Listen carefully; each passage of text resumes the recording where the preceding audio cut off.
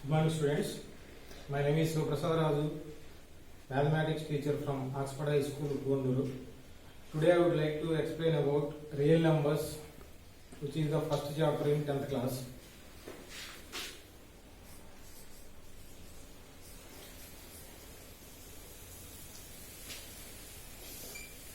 Before starting to deal with real numbers, first you have to recall once all the topics or definitions which are covered up to 9th class, which is about number system. So, natural numbers, whole numbers, integers, rational numbers, and irrational numbers. So, first of all, natural numbers. Natural numbers means numbers which are used for counting or counting numbers. Counting numbers nothing but if you want to count anything starting in general starting with 1, we will start. So that's why here natural numbers are counting numbers. Counting numbers nothing but starting with 1. So starting with 1, 1, 2, 3 and so on. All these are natural numbers. Natural numbers, the set of natural numbers is denoted by capital letter N. Next, similarly whole numbers. Whole numbers means natural numbers along with 0. All the natural numbers including with 0 are called whole numbers. So whole numbers is denoted by W and it is defined as 0, 1, 2, 3 and so on. These are whole numbers. Next, integers. Integers means whole numbers along with negative numbers. All these whole numbers including these whole numbers, other than this we have to add negative numbers. So minus 3, minus 2, minus 1 and so on. 0, 1, 2, 3 and so on. All these are integers. Along with whole numbers, you have to consider negative numbers. All these are denoted by integers and the set of integers is denoted by Z or I. Next, coming to next definition, which is about rational numbers. Rational numbers nothing but numbers which are in the form of P by Q, where P and Q are integers and Q not equal to 0 are called rational numbers. Numbers which are in the form of P by Q, where P and Q belongs to integers and Q not equal to 0.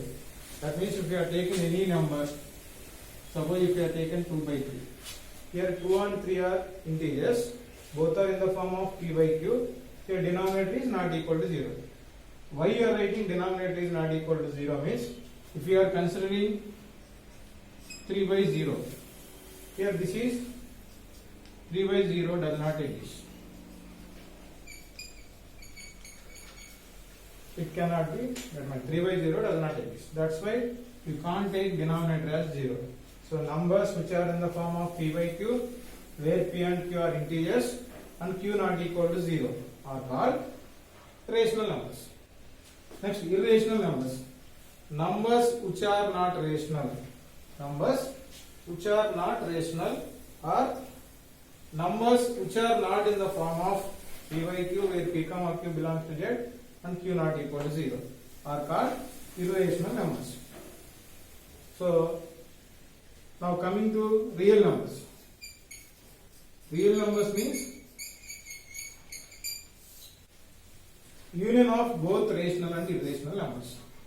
So, union of these two, both rational and irrational, are called real numbers. So, set of real numbers is denoted by capital R and it is defined as like this. Real numbers equal to set of rational numbers union set of irrational numbers. So real numbers nothing but union of rational and irrational numbers. Now in this real numbers chapter, you have 5 exercises. So all the 5 exercises based on different concepts. So now I will discuss what all those 5 exercises. Each exercise is based on which concepts. Just I will explain briefly. Afterwards, I will explain separately each exercise. So first here 5 exercises are there. So among these 5, exercise 1.1. Total 5 exercises are there. 1.1, 1.2, 1.3, 1.4, 1.5. So among these 5 exercises, 1.1 is completely based on Euclid's division lemma. First of all, you have to know what is the Euclid's division lemma. After that, by using this Euclid's division lemma, you can find all the problems in 1.1 exercise. So you need to know Euclid's division lemma. Then only you can do exercise 1.1. Similarly, exercise 1.2 is based on HCF and LCM of 2 or more numbers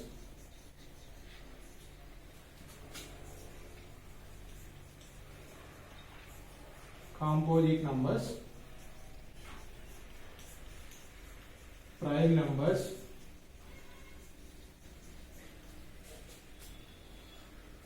fundamental theorem of arithmetic,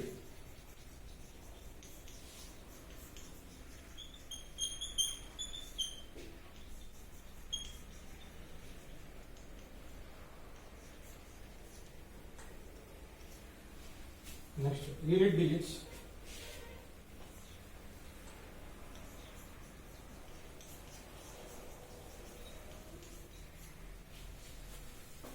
so exercise 1.2 is based on these concepts. If you know these concepts, what is LCM, what is HCF, how will you find both LCM and HCM of 2 or more numbers. Next, what is the composite number, what is the prime number, what is the fundamental theorem of arithmetic, how will you find the units place digit of any number. So then only if you understand all these concepts, what is HCF, what is LCM, how will you find both LCM and HCF for 2 or more numbers, what is the fundamental theorem of arithmetic, how will you find units place digit of any number, what are composite numbers, what are prime numbers. If you know all these concepts clearly, then you can do exercise 1.2. Similarly, 1.3. So exercise 1.3 based on completely by using the definition of rational number. So you have to know the definition of rational number. So in this rational number, first you have to find representing rational number in decimal form. Decimal form of rational number. How will you represent a rational number in decimal form? Decimal form of rational number. Again, in decimal forms, you have 2 types of decimals. One is terminating decimal. Other one is non-terminating repeating decimal.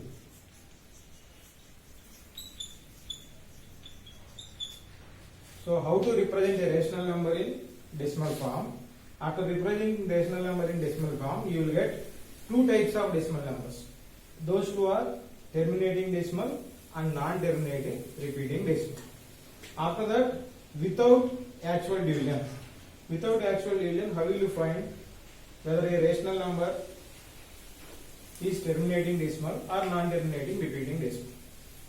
So how will you convert without actual division? That also you have to learn. Without actual division means if the denominator of a rational number is in the form of either 2 power m or 5 power n or product of 2 power m into 5 power n, where these m comma n belongs to natural numbers. So if the denominator of a rational number is either in the form of 2 powers or in the form of 5 powers or in the form of product of 2 powers and 5 powers, where these powers m comma n belongs to natural numbers. By using this condition, without actual division of a rational number, we can say whether a rational number is either terminating decimal or non-terminating repeating decimal. So by using these concepts, we can do exercise 1.3. Now coming to exercise 1.4. Exercise 1.4 is based on proving irrational number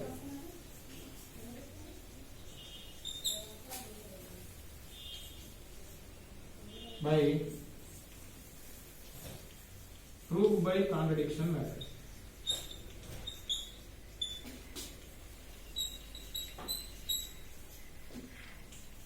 So here we will prove irrational number by proof by contradiction method. By using proof by contradiction method, we can prove irrational numbers. Proof by contradiction method means first we have to assume given irrational number is not irrational number.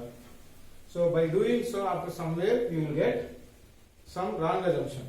So why we will get the wrong assumption is based on our assumption. Here we are not assuming irrational number as rational number. That's why we will get some false. After that we can conclude based on our wrong assumption we are getting that one. That's why finally we can conclude that this is the irrational number. This is the method proof by contradiction method. By using this method we can prove irrational numbers. This is exercise 1.4. Now exercise 1.5. Exercise 1.5 is based on logarithm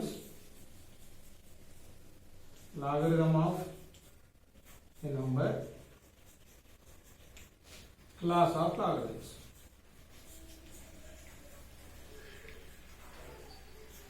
So this exercise 1.5 is based on how will you define logarithm of a number from exponential form of a number.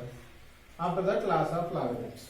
So by using these two concepts, we can do exercise 1.5. This is the brief description about real numbers. First 1.1 is based on Euclid's division number, known numbers, composite numbers, prime numbers, fundamental theorem of arithmetic, and units place value of any number. Next 1.3 is based on rational number, decimal form of a rational number. Again in this decimal form, two types of decimals are there, terminating decimal and non-terminating repeating decimal. Again without actual division, how will you find whether a rational number is terminating decimal or non-terminating decimal by using this condition 2 power m into 5 power m. Next 1.14 is based on proving irrational number by the method of contradiction method.